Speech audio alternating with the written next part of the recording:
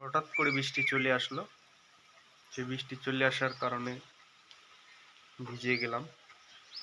সে এদিক ওদিক মানুষের বাড়িতে না গিয়ে একটা নিরাপদ আশ্রয় হিসাবে একটা মন্দিরকে বেছে নিলাম। এই মন্দিরের এখানে আসলাম।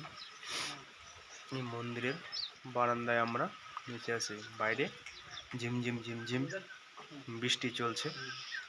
এই যে এখানে আমার একজন বন্ধু ওনার বাড়িতে কথা বলছে।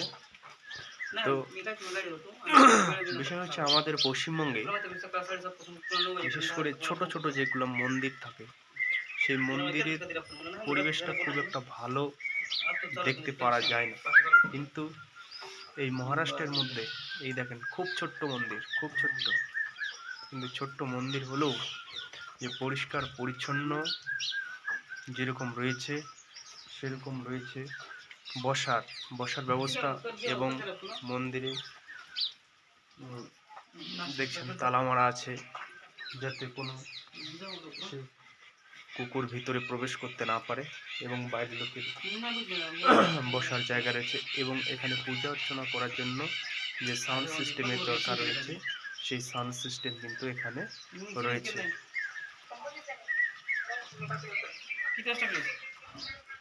এই দেখতে পাচ্ছেন লোকের বাড়ি। এখানে পাহাড়ের উপরে এগুলা আছে, ছোট পাহাড়। এটা হচ্ছে পাহাড়ের নিচ, এদিকে কৃষি জমি রয়েছে। এদিকেও রয়েছে বাড়ি, এদিকে কৃষি জমি রয়েছে পাহাড়ের নিচে, ছোট পাহাড় দেখতে পাচ্ছি।